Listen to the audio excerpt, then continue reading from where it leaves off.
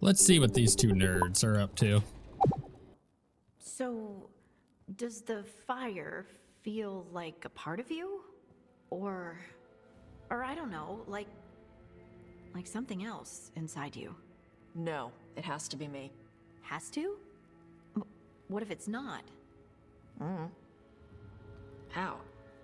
Sometimes the stone magic feels like something else in me. It's me, but it's not me. You know? You have to feel the magic as part of you. You can't control it till you admit it's yours. Ooh, magic talk. What a line. Comparing magic. It's nice to have someone else who understands. It's not that different from what you do. Fire and stone are just training. Like you swinging an axe. I don't have an axe. How dare you? I don't know, feels like magic. I get what you say, but it's hard to see you two breathe fire or move rocks around and not think of it as magic. Yeah, it's weird. But it's part of us. You make it sound so easy. You know how many times I set my bed on fire? My mother had to get special sheets. You'll get there. Thanks, Tosh. That really helps. Good. You deserve to be happy.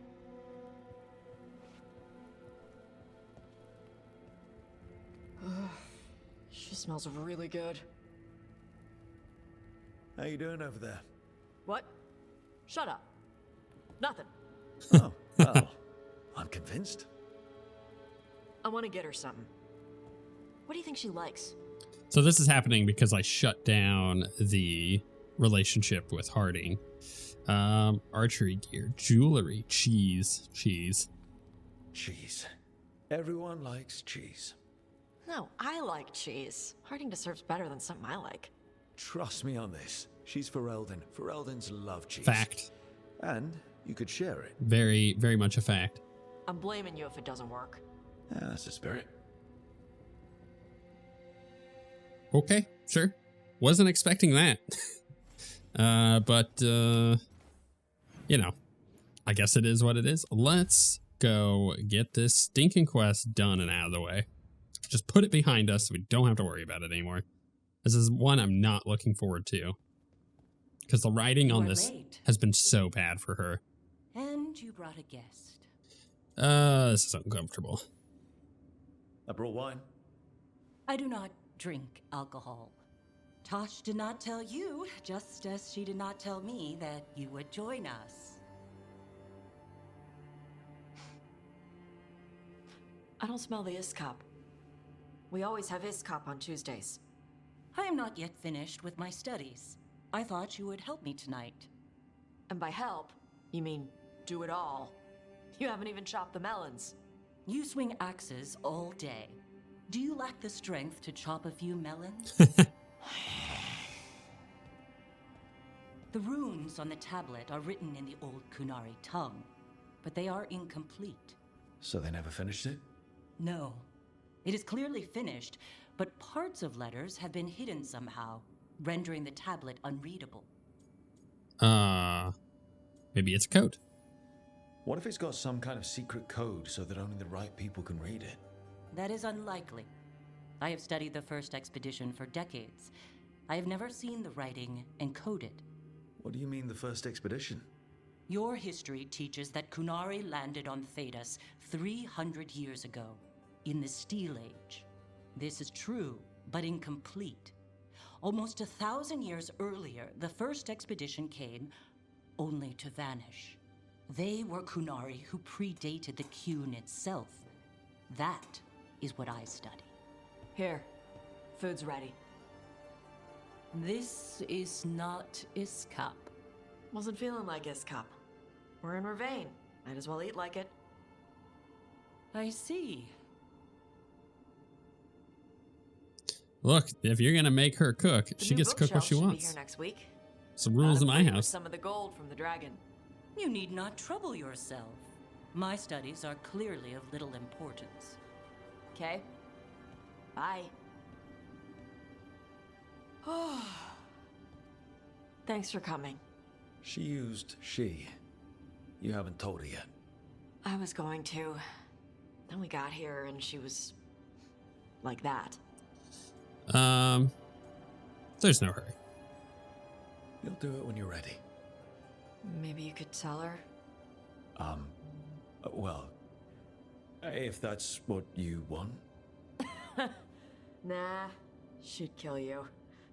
I'll tell her. She deserves to know. This isn't about her. You do what's right for you. Thanks.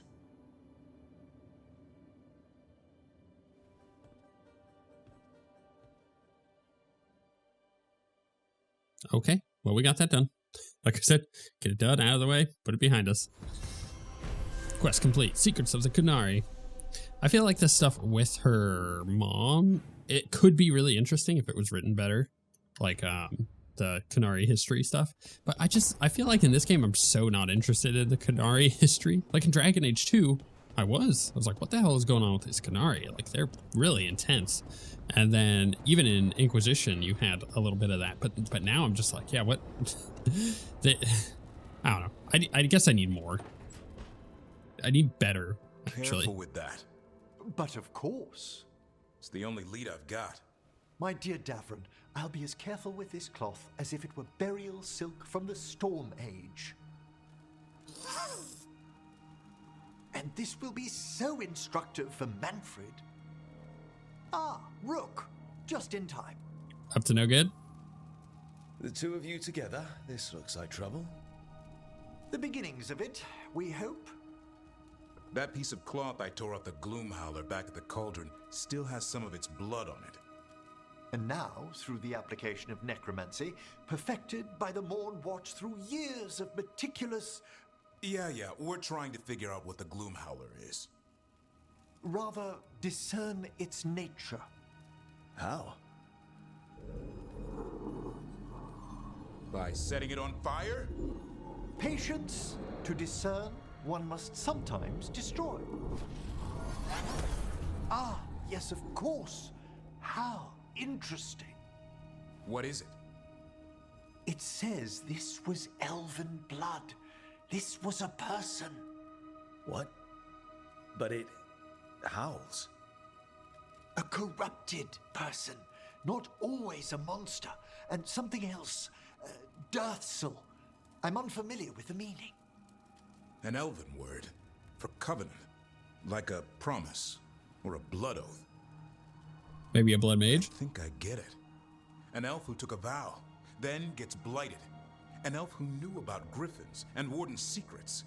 Almost as if... It was a warden. A traitor. Yeah. I guess killing wardens and kidnapping griffins isn't part of the Warden Oath. No. We kill the things that do that. Blood never lies. Something else is going on here. I'll put out the word, call in favors, see who might know more. But thanks for your help, Emmerich. You, discerned well. My pleasure. I actually, I'm not trying to be negative here, because I actually kind of like the Gloom Howler quest and all that's going on with the griffins and whatnot. But when it comes to the game as a whole, my expectation, given where we're located in the world of Thedas, was that we were going to come across a lot more blood mages and a lot more normal Kunari, like everyday life stuff. But we just don't get that in this game, which is unfortunate because we're like in the heart of all of that we've seen from a distance in the other games. And now that we're here, it's like my expectation is that we would really dive deep into the Venatori and the Magisters and the slaves and the blood magic, and all that is just kind of like background noise to this game, and that's unfortunate. They're not using the setting to its advantage, and I think that's a huge shame. This smells amazing. Does all coffee smell like this? Or just the stuff you make? Coffee has a distinct aroma, if that's what you're asking. Sorry. It was really rare where I grew up, and expensive. Don't get Harding addicted. First time for everything. Try everything once, that's what I say. I want to, but sometimes I just like having what I like. Nothing wrong with that. So, Harding, what do you think?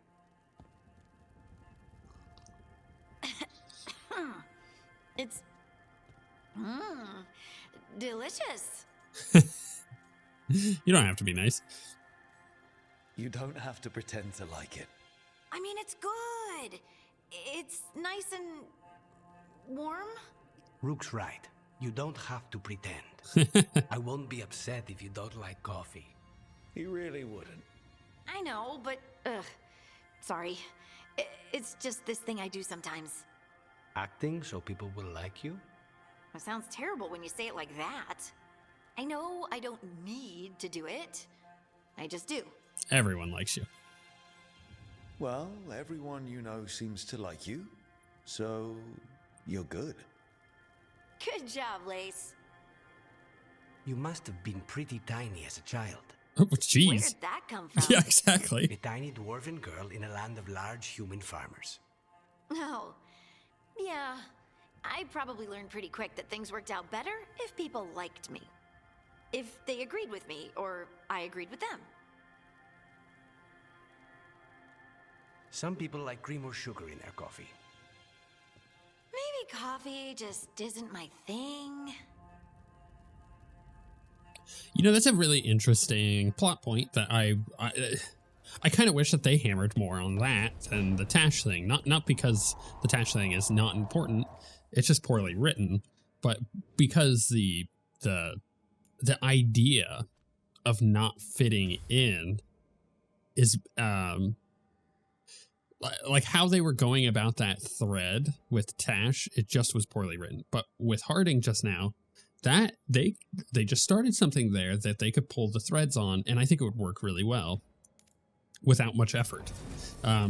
Because everybody has some kind of experience feeling like they don't belong. They are not in an in-group that is around them, and they're outside of that, and they feel like they are away from it. Not everybody can relate to what Tash is going through, necessarily, right? It's very similar, but it is different. Rook, you made it. Good. Wouldn't miss it. We have unfinished business with that dragon. What's the situation out here? Could be better. The Darkspawn attack, then immediately withdraw. But they never hit the same place twice. They're testing our defenses for weaknesses. Darkspawn aren't supposed to be that smart. But it's not really them thinking, is it? Weishaupt left people terrified. No one signed up to fight gods. The first warden called it the blight to end all blights. He might be right. He's not first warden anymore, though. The wardens now look to you, Evka. Show them what it means to fight. Right. So any advice? Get back up every time you've been knocked down? I'm surprisingly bad at knowing when I should quit. Now, the blighted dragon. Right. We've tracked it to a ruined tower nearby. Probably licking its wounds after its fight with you. We've got ballistas ready with clear shots on the tower. But it won't come into the open. Already lost 11 wardens trying to pry it out. Only another dragon can fight a dragon in a tight space. Anything else gets shredded. No room to dodge or keep your distance. We need to lure her out to have any chance. How do we do that? Give me inside the tower. I've got a call that'll grab her attention. Works for me. I sent word to the Shadow Dragons. Thought they might want another shot at this thing. Besides, figured they owed you one after you helped drive it off the last time. And? Haven't heard back yet. We reached out to the Veil Jumpers too, but they've got their own problems with the Venatori. Looks like it's just us. Good thing we're improvisers. No giant face in the clouds this time, right? Okay, here's where we stand. Wardens Janie and Rodri are keeping people out of the battlefield. I don't think anyone local will test their luck with a dragon, but we're taking no chances. They've already got orders to let you through. Good. Rest of you can head to the walls. Give the wardens all the support you can. Of course, Rook. Good luck. To all of us. So do I have an option to explore here? Or is it like straight into this mission? Let's take a look.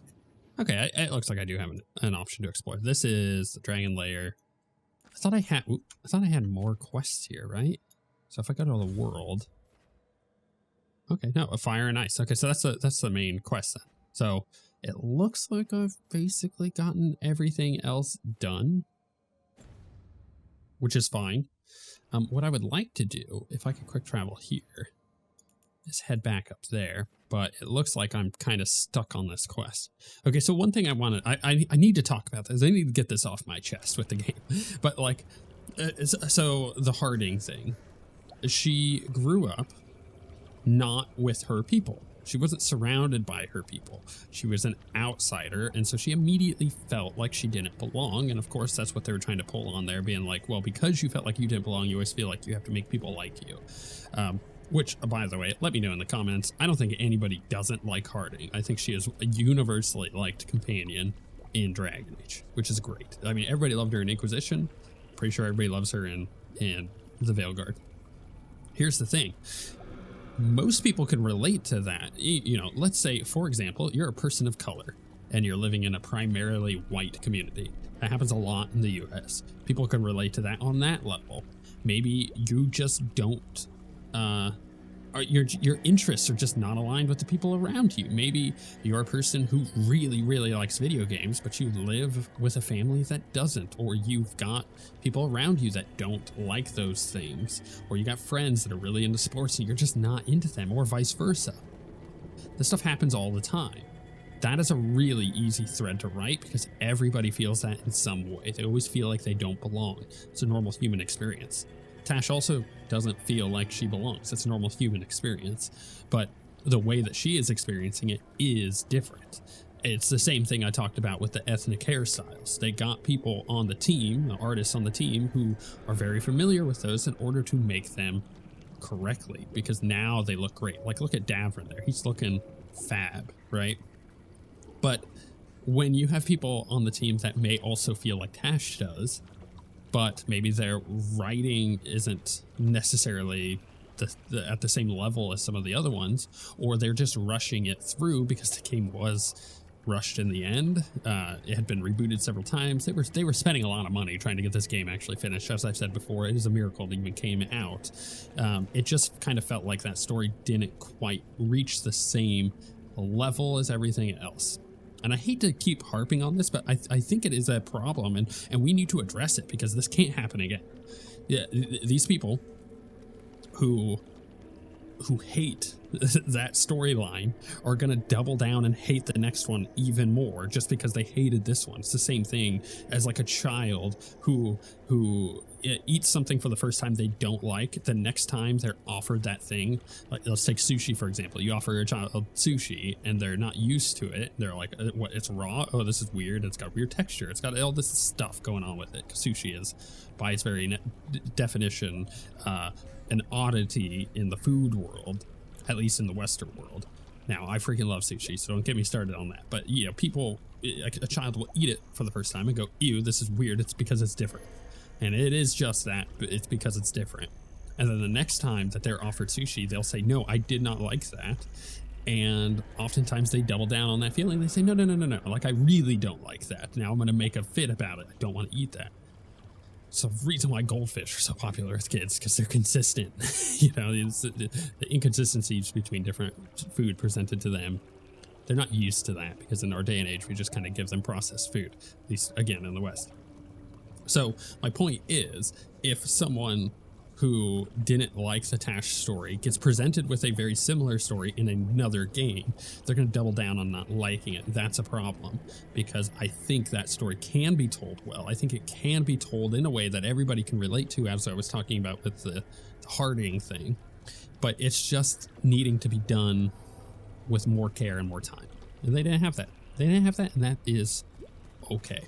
Now, unfortunately, this might take a while, and I'm unsure how long this quest is going to take. So I have a hard out in about 5 minutes, and I'm not able to commit because my game, you remember what happened yesterday when I was doing the thing? When I got to the mansion and it started doing the weird thing that I was talking about and I had to fix it. It was doing that for about 30 minutes today. So I've already spent 30 minutes just trying to fix that part of my game, which I've done. I've installed new graphics drivers. I'm hoping that it stays this way, but we shall see. So with that in mind, let's talk to him. Antoine, you ready for this? I will be. We must stop this here. Between us, you and your friends, I'm sure we can. Perfect. All right, now we'll come back to this in the next episode.